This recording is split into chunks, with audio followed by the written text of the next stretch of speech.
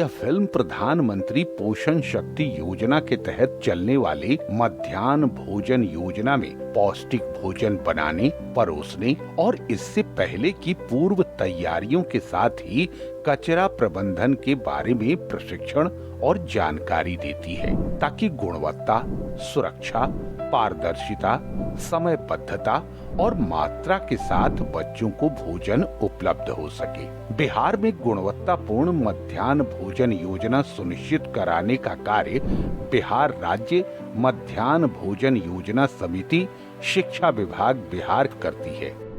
मध्याह्न भोजन योजना सरकार की एक बहुत ही महत्वाकांक्षी योजना है।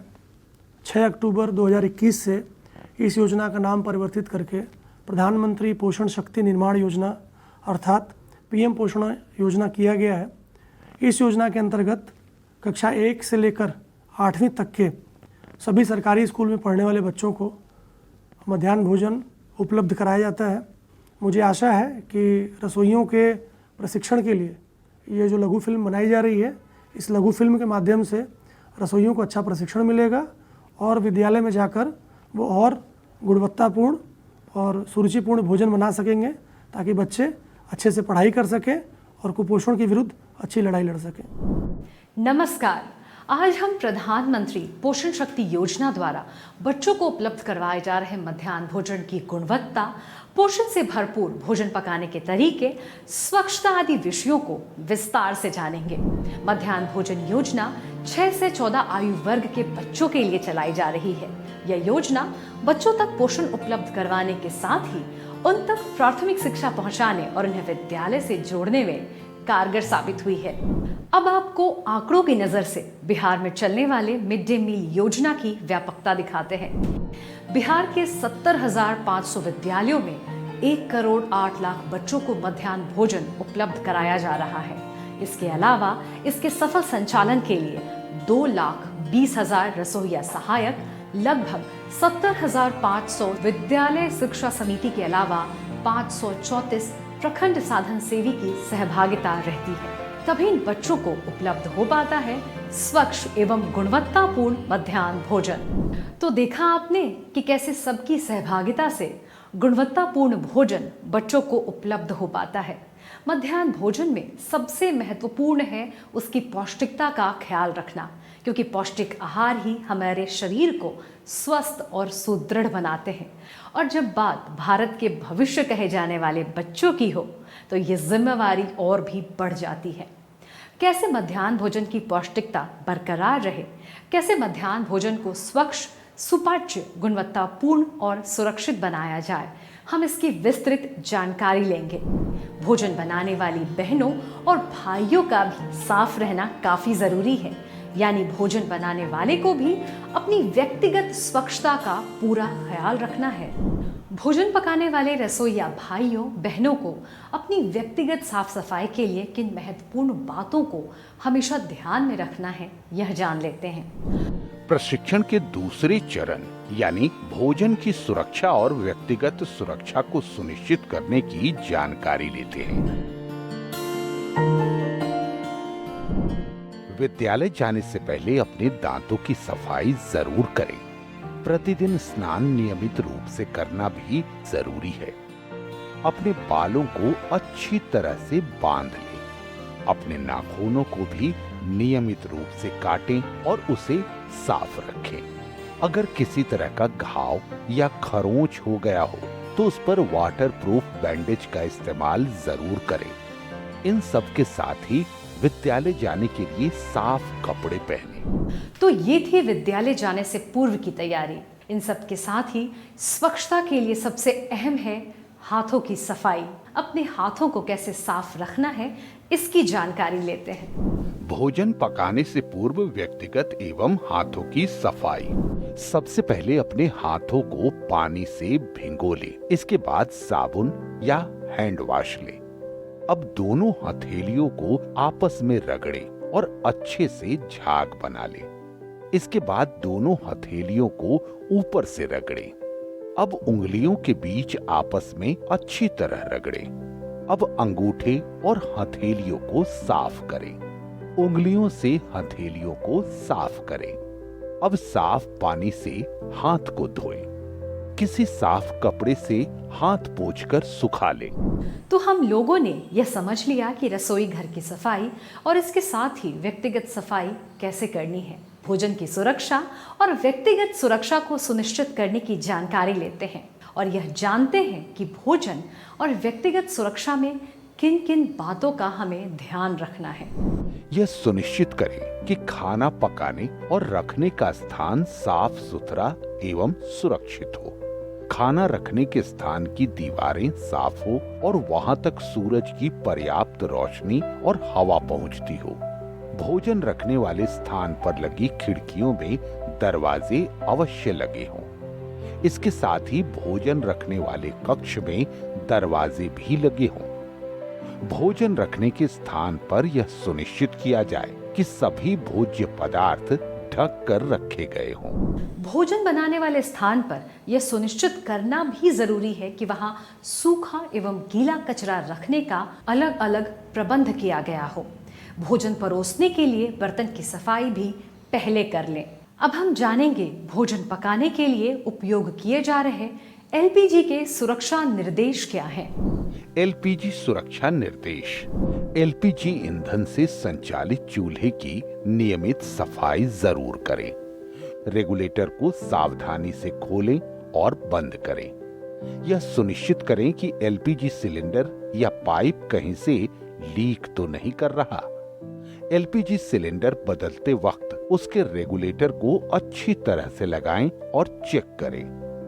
सिलेंडर से चूल्हा को जोड़ने वाली पाइप को निर्धारित समय के बाद बदल दें और इसकी गुणवत्ता सुनिश्चित करें। एलपीजी सिलेंडर का उपयोग करते समय रसोई घर की खिड़कियों को खुला रखें। एलपीजी सिलेंडर के पास किसी तरह के ज्वलनशील पदार्थ का भंडारण न करें। भोजन पकाते समय आग लगने जैसी घटनाओं के बचाव के लिए जागरूक रहना भी जरूरी है। आग लगने जैसी घटनाओं से बचाव और जागरूकता। भोजन पकाते समय सुरक्षा के दृष्टिकोण से एक बाल्टी पानी हमेशा रखें, जो कि आग लगने जैसे आपातकालीन स्थिति में उपयोगी होगा। अग्निशामक यंत्र भी अवश्य लगाएं। पहनने वाले कपड़े में हमेशा सूती कपड़े का ही इस्तेमाल करें। इससे आग लगने का खतरा कम रहता है। भोजन बनाने के पूर्व की तैयारी। भोजन बनाने की पूर्व की तैयारी भी काफी अहम होती है। भोजन बनाने से पूर्व इन तैयारियों पर ध्यान देना अत्यंत आवश्यक है। रसोइये को भोजन पकाने में पहले सफाई, भोजन की पौष्टिकता एवं स्वच्छता को लेकर किन बातों पर ध्यान देना चाहिए, इसे जानते हैं। भोजन की सुरक्षा। रसोइया सफाई, भोजन की पौष्टिकता एवं स्वच्छता सुनिश्चित करने हेतु अपना हाथ, पैर, मुंह साबुन से साफ कर सूखे कपड़े से पोंछ लें। भोजन पकाने के दौरान एप्रन एवं सूती वस्त्र का प्रयोग करें। भोजन पकाते समय नेल पॉलिश, घड़ी, डिजाइनर चूड़ी, अंगूठी का प्रयोग वर्जित होगा। रसोई घर के अंदर अगर छींक आए तो सावधानी बरतें। भोजन पकाने के पूर्व चावल, सब्जी एवं अन्य खाद्य पदार्थ को अच्छी तरह से धोकर साफ किया जाना चाहिए। रसोइया खाना बनाते समय नाक, आंख छूना, बालों में उंगली चलाना, मुंह रगड़ना, शरीर खुजलाना आदि आदतों से बचने का प्रयास करें। भोजन पकाते वक्त खाना बनाने के स्थान पर कम से कम एक रसोइया अवश्य उपस्थित रहे और इस बात पर पैनी नजर रखे कि कोई सुरक्षा को भंग तो नहीं कर रहा है। तेल मसाले के उपयोग से पूर्व इसका भली भांति भौतिक परीक्षण करके ही उपयोग में लाएं। हरी सब्जी को काटने से पूर्व अच्छी तरह से धोया जाए। ध्यान रखें कि सब्जी को किसी भी हालत में काटने के बाद ना धोए जाए। इससे सब्जियों में मौजूद पोषक तत्व नष्ट हो जाते हैं। नमक हमेशा भोजन पकाने के अंतिम चरण में डालें, जिससे आयोडीन की गुणवत्ता बरकरार रहे। भोजन को ढककर पकाएं। खाने की वस्तु के निर्माण तिथि तथा एक्सपायरी डेट का जरूर ध्यान रखें। भोजन पकाने के लिए सरसों तेल, रिफाइंड हमेशा एक मार्क वाला ही प्रयोग करें। खुले तेल का इस्तेमाल बिल्कुल न करें। भोजन को ज्यादा देर तक न पकाया जाए, इससे भोजन की गुणवत्ता में कमी आती है। तो देखा आपने कि भोजन पकाने से पहले कौन कौन सी सावधानियां बरतनी चाहिए। खाद्य सामग्रियों का उचित भंडारण भी जरूरी है। अब हम भंडार के बारे में जानकारी लेते हैं। खाद्य सामग्रियों का उचित भंडारण। अनाज भंडार एवं खाद्य सामग्री रखने के स्थान का प्रतिदिन साफ सफाई करें। रोशनी युक्त कमरे में ही अनाज का भंडारण करें। खाद्य सामग्री को उपयुक्त स्थान पर ही रखें। भंडार से चावल, दाल, मसाला आदि खाद्य सामग्री को लेने से पूर्व पहले से उपलब्ध सामग्री का इस्तेमाल करें। एलपीजी सिलेंडर का भंडारण किसी हवादार कक्ष में करें। खाद्य सामग्रियों का भंडारण हवा बंद डब्बे में करें। चावल दाल में नीम की सूखी पत्तियां डालकर भंडारण करें। अब हम जानेंगे भोजन बनाने की विधि, मात्रा और प्रक्रिया के बारे में। भोजन हमेशा मध्याह्न भोजन के निर्धारित मेनू के हिसाब से ही बनाएं। मध्याह्न भोजन योजना का दिन के अनुसार मेनू। अब हम जानेंगे सोमवार का निर्धारित मेनू, जो है चावल, मिश्रित दाल और हरी सब्जी। बृहस्पतिवार को भी यही मेनू दोहराते हैं। मंगलवार का मेनू है जीरा चावल और सोया आलू की सब्जी। बुधवार के निर्धारित मेनू के बारे में जानते हैं, जो है हरी सब्जी युक्त खिचड़ी और चोखा। शनिवार को भी यही मेनू दोहराते हैं। शुक्रवार का निर्धारित मेनू है पुलाव, काबुली चना या लाल चना का छोला, संपूर्ण अंडा या मौसमी फल, अमरूद छोड़कर। अब यह देखते हैं कि रसोइया बहन भोजन को किस विधि से बना रही है।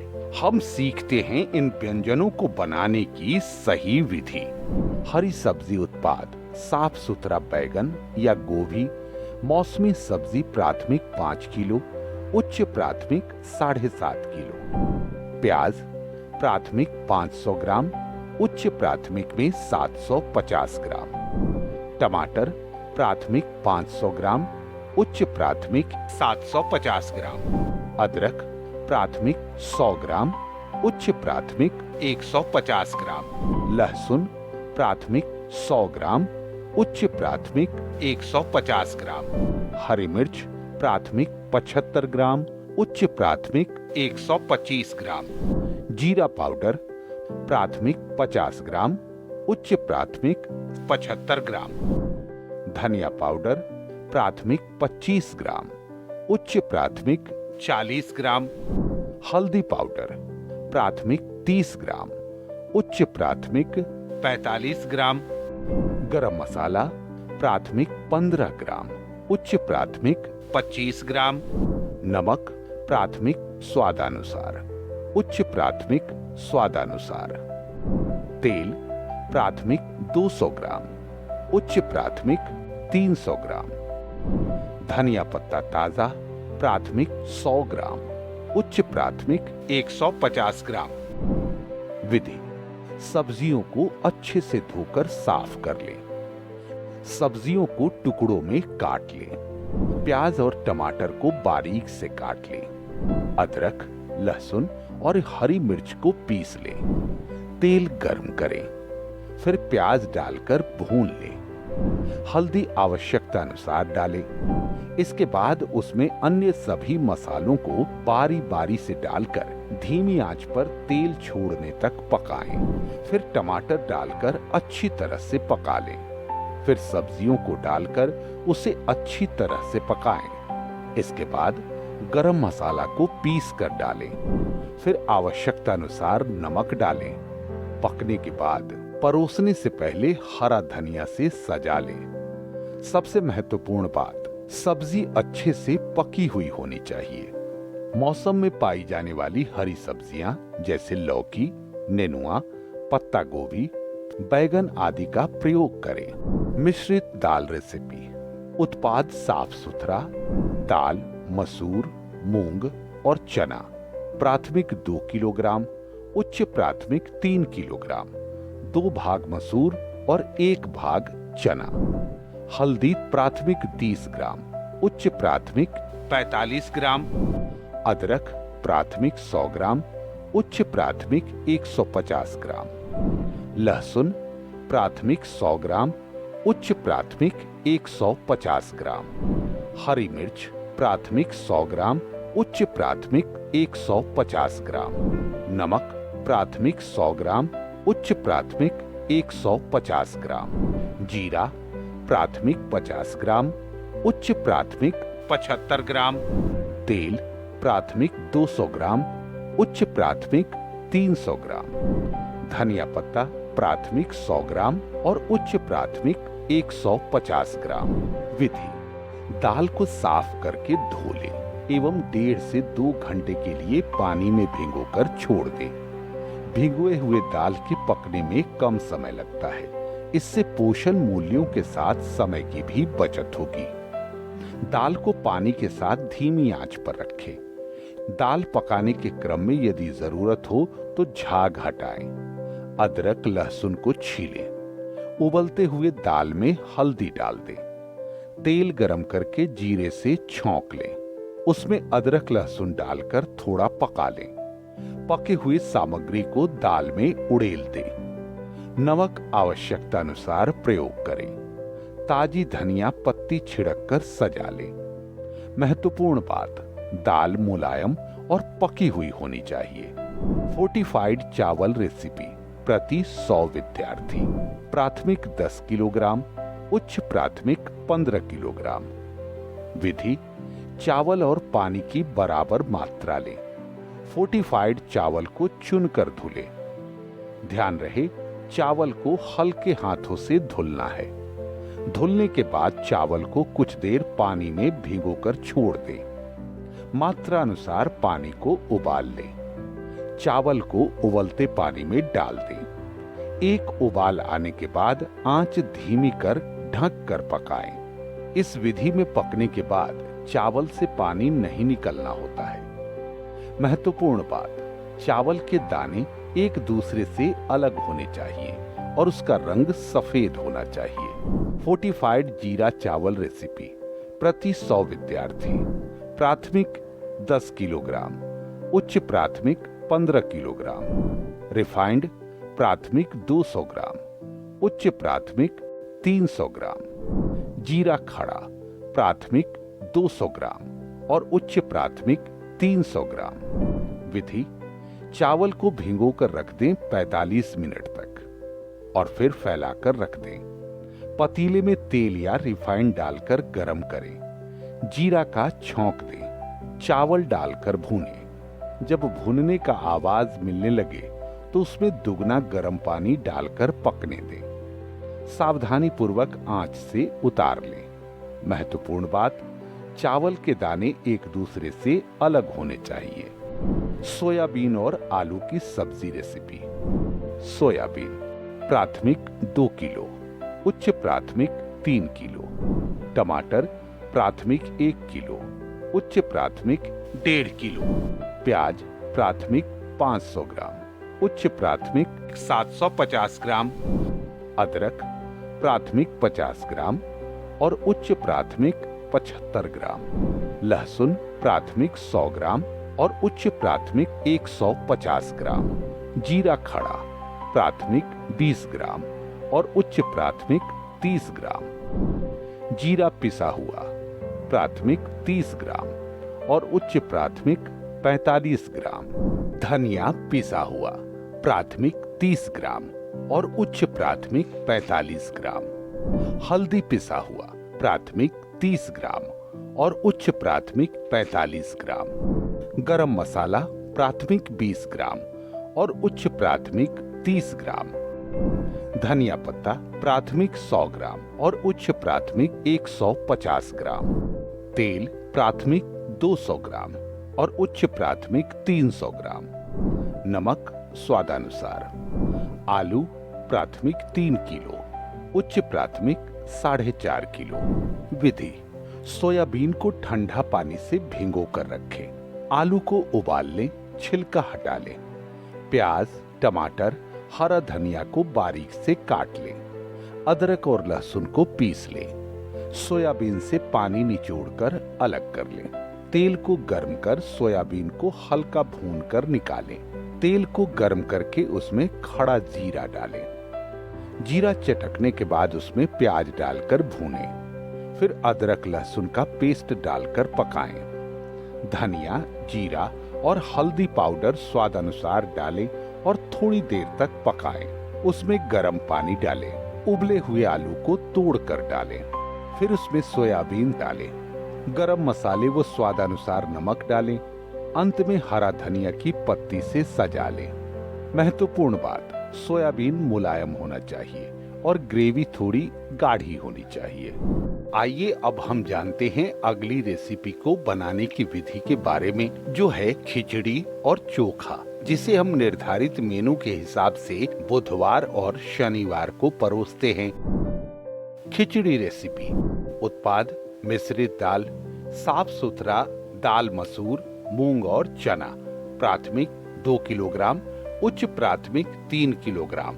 2 भाग मसूर, 1 भाग चना और 1 भाग मूंग। फोर्टिफाइड चावल।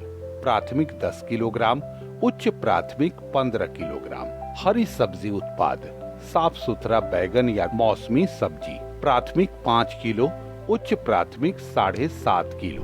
प्याज प्राथमिक 500 ग्राम, उच्च प्राथमिक 750 ग्राम। टमाटर प्राथमिक 500 ग्राम, उच्च प्राथमिक 750 ग्राम। अदरक प्राथमिक 100 ग्राम, उच्च प्राथमिक 150 ग्राम। लहसुन प्राथमिक 100 ग्राम, उच्च प्राथमिक 150 ग्राम। हरी मिर्च प्राथमिक 75 ग्राम, उच्च प्राथमिक 125 ग्राम। जीरा पाउडर प्राथमिक 50 ग्राम, उच्च प्राथमिक 75 ग्राम। धनिया पाउडर प्राथमिक 25 ग्राम, उच्च प्राथमिक 40 ग्राम। हल्दी पाउडर प्राथमिक 30 ग्राम, उच्च प्राथमिक 45 ग्राम। गरम मसाला प्राथमिक 15 ग्राम, उच्च प्राथमिक 25 ग्राम। नमक प्राथमिक स्वादानुसार, उच्च प्राथमिक स्वादानुसार। तेल प्राथमिक 200 ग्राम, उच्च प्राथमिक 300 ग्राम। धनिया पत्ता ताजा प्राथमिक 100 ग्राम, उच्च प्राथमिक 150 ग्राम। विधि: चावल और दाल को अलग अलग धुलकर कुछ देर छोड़ दे। सब्जियों को छोटे टुकड़ों में काट ले। प्याज और टमाटर को बारीक से काट ले। अदरक, लहसुन और हरी मिर्च को पीस ले। तेल गरम करे, फिर कटी हुई सब्जियों को डाल दे। फिर उसमें हल्दी और हल्का नमक डालकर अध पका होने तक पकाए। फिर मात्रा अनुसार धनिया मसाला, गरम मसाला आदि डालकर थोड़ी देर पकने दे। अब धुली हुई दाल और चावल को बर्तन में डाल दे। उसे अच्छी तरह मिला ले। फिर उसमें अच्छी तरह गर्म पानी मिला दें। स्वादानुसार नमक डालें। पक जाने पर हरे धनिया पत्ती से इसकी सजावट कर ले। चोखा रेसिपी। उत्पाद: आलू प्राथमिक 5 किलोग्राम, उच्च प्राथमिक 7.5 किलो।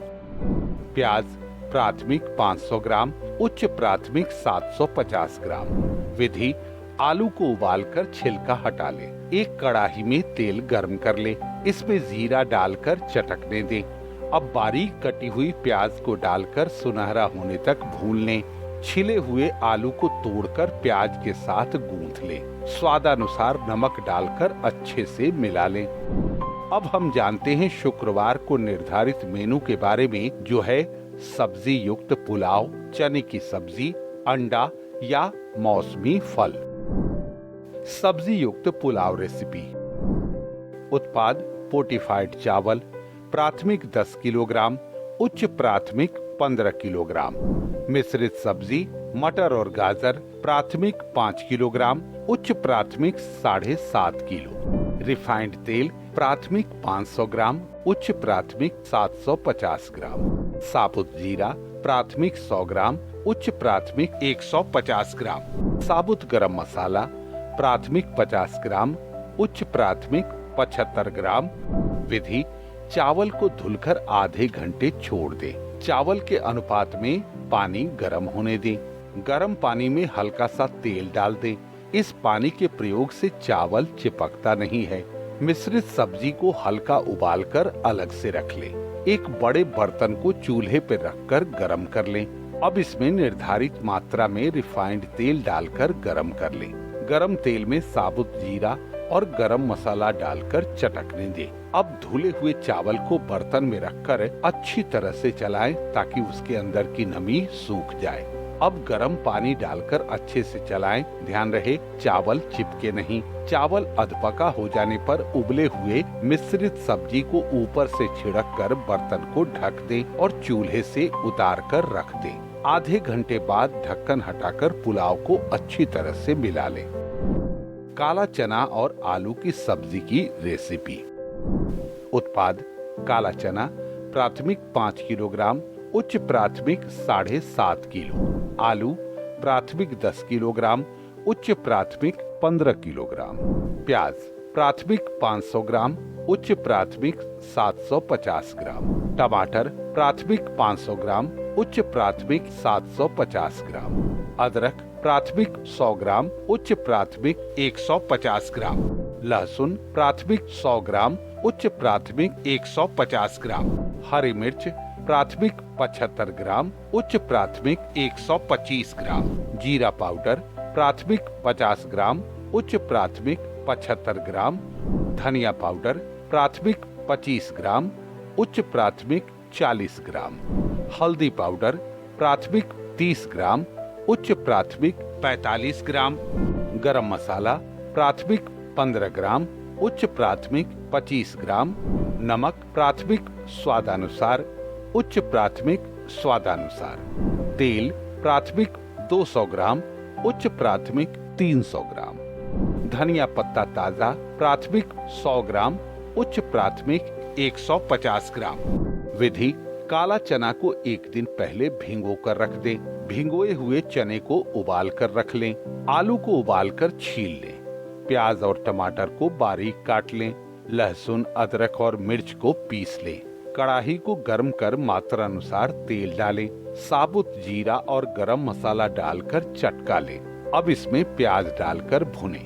प्याज का रंग सुनहरा होने पर अदरक, लहसुन और मिर्च का पेस्ट डालें। अब इसमें आवश्यकता अनुसार हल्दी मसाला, मिर्च मसाला और धनिया मसाला डालें और अच्छी तरह से पकाएं।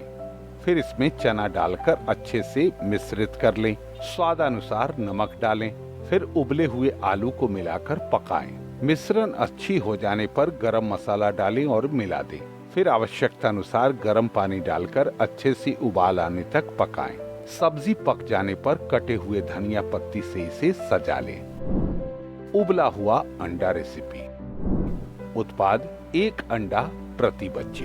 विधि: साबुत अंडे को किसी बर्तन में रखकर उचित मात्रा में पानी डालकर 20 मिनट तक पकाएं। अंडा उबाल आने पर उसे ठंडा करके छील लें। तो हमने मेन्यू के बारे में जाना। इसके बाद हम जानते हैं मध्याह्न भोजन की कार्य संचालन योजना के बारे में। भोजन प्रबंधन: रसोइया खाना बनाने के बाद खाने को अवश्य चखें और खाने की सुरक्षित होने की सूचना कम से कम 20 मिनट बाद प्राध्यापक को दें। खाना अन्य उपस्थित लोगों को भी दें।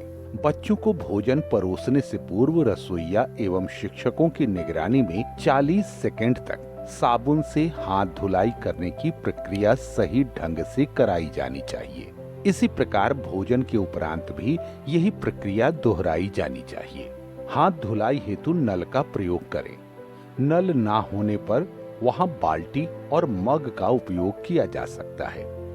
स्वच्छ जल की आपूर्ति सुनिश्चित की जानी चाहिए एवं जल के भंडारण हेतु साफ एवं स्वच्छ टंकी की व्यवस्था हो ताकि स्वच्छ जल का संग्रह किया जा सके। इसी जल का उपयोग भोजन पकाने एवं पीने हेतु किया जाए। बच्चों के नाखून कटे हुए एवं साफ होने चाहिए। भोजन परोसे जाने वाले स्थान और बर्तन साफ होने चाहिए। रसोइया द्वारा बच्चों को गर्म खाना परोसे, पर बच्चों को खाना परोसते वक्त इस बात का ध्यान रखें कि उन्हें अत्यधिक गर्म खाना ना परोसा जाए। इससे बच्चों के मुंह में छाले पड़ सकते हैं। अभी तक हमने रसोई से संबंधित जानकारी को विस्तार से जाना। अब इसके बाद हम कचरा प्रबंधन और बर्तनों की साफ सफाई के बारे में भी जानेंगे। सबसे पहले बात करते हैं कचरा प्रबंधन की। कचरा प्रबंधन। सूखा एवं गीला कचरा अलग अलग कूड़ेदानों में रखना चाहिए। ढक्कन युक्त कूड़ेदान का प्रयोग करें। कूड़ेदान की नियमित रूप से साफ सफाई भी जरूरी है। कूड़ेदान में कभी भी अत्यधिक मात्रा में कूड़ा ना रखा जाए। विद्यालय परिसर में ही कूड़ा, सब्जियों के छिलके इत्यादि को निष्पादित करने के लिए एक कॉम्पोस्ट पिट का निर्माण किया जाए। इस कॉम्पोस्ट से तैयार खाद का प्रयोग विद्यालय के पोषण वाटिका में किया जाए। पोषक तत्वों से युक्त स्वादिष्ट भोजन बनाने के लिए बर्तनों की बेहतर साफ सफाई भी जरूरी है। अब हम जानते हैं कि बर्तनों को कैसे साफ रखा जाना चाहिए। बर्तनों की साफ सफाई। बर्तन एवं थाली को धोने के लिए साबुन का इस्तेमाल करें। रसोई के बर्तन को धोने के लिए उचित प्लेटफॉर्म का प्रयोग करें। खुले में बर्तन को कभी नहीं छोड़ना चाहिए। थाली के सूखने के उपरांत उसे उचित स्थान पर कपड़ों से पोंछकर शेल्फ या रैक में रखें। इसके साथ ही रसोई घर से जाते समय भी कुछ सावधानियां रखनी चाहिए। रसोई घर की साफ सफाई। यह सुनिश्चित करें कि रसोई घर को स्वच्छ किया जा चुका है। रसोई घर के कूड़े का निष्पादन कर दिया गया है। बर्तनों को धोकर अच्छे से रखा गया है। रसोई घर का दरवाजा और खिड़की अच्छी तरह से बंद कर दिया गया है। कई वैसे विद्यालय भी हैं जिनके पास केंद्रीकृत रसोई घर से भोजन वितरित किया जाता है। केंद्रीकृत रसोई घर द्वारा विद्यालयवार भोजन आपूर्ति हेतु किन किन बिंदुओं पर ध्यान रखने की जरूरत है, इसे भी जान लेते हैं। केंद्रीयकृत रसोई घर के लिए निर्देश।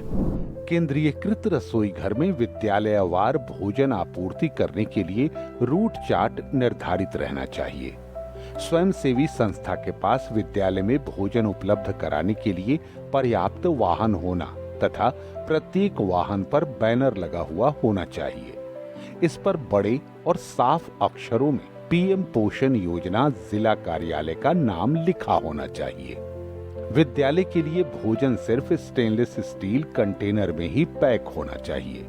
प्रत्येक वाहन के साथ संस्था का एक प्रतिनिधि आई कार्ड के साथ रहना चाहिए। प्रतिनिधि के पास एक चखना पंजी हो जिसमें विद्यालय में भोजन आपूर्ति के पहले प्रधानाध्यापक, सहायक शिक्षक, रसोइया सह सहायक से भोजन चखाकर चखना पंजी में भोजन की गुणवत्ता से संबंधित चखने वाले व्यक्ति का हस्ताक्षर एवं संस्था के प्रतिनिधि का हस्ताक्षर होना चाहिए। तो आपने जाना कि किन किन बातों को ध्यान में रखकर स्वस्थ, सुरक्षित और गुणवत्तापूर्ण मध्याह्न भोजन पकाया जा सकता है और बच्चों को उपलब्ध कराया जा सकता है रुचिकर और पोषक तत्वों से भरपूर भोजन। विद्यालय में जो दोपहर का खाना बनता है वो हर बच्चों के लिए बहुत लाभदायक होता है, क्योंकि जो बच्चे बहुत लंबे समय तक खाना नहीं खाते हैं वो ये भोजन खा करके उसमें शारीरिक और मानसिक विकास की बहुत अच्छी वृद्धि होती है, जो उन्हें पढ़ने में, खेलने कूदने में सब में मन लगता है। मध्यांतर के समय बच्चे विविध तरह के भोजन करते हैं। इससे बच्चों में, विद्यालय में बच्चों की उपस्थिति काफ़ी अच्छी रहती है। साथ ही साथ उनका मानसिक एवं शारीरिक विकास भी होता है। शोध जो है वो बताती हैं कि अगर जिन बच्चियों को मिड डे मील या फिर पोषक तत्व मिला है इस माध्यम से, उनके आने वाले जो आगे वाले पीढ़ी हैं, तो उनसे पैदा होने वाले बच्चे जो हैं उनमें विकास जो है वो बाकी बच्चियों से पैदा होने वाले बच्चों से ज़्यादा होती है। बच्चों के सर्वांगीण विकास के लिए आपका जो योगदान है, जो भोजन आप बनाते हैं स्कूल के स्तर पर, उस भोजन को कैसे और गुणवत्तापूर्वक हम लोग बना सकें, उसमें कैसे सुरक्षा विषयों को ध्यान में रखें और ख़ासकर जो साफ़ सफाई, स्वच्छता, उसके ऊपर भी हम लोग कैसे ध्यान रखें, सो दैट बच्चे जो हैं स्कूल में इस पोषक तत्व से ज़्यादा लाभान्वित हों।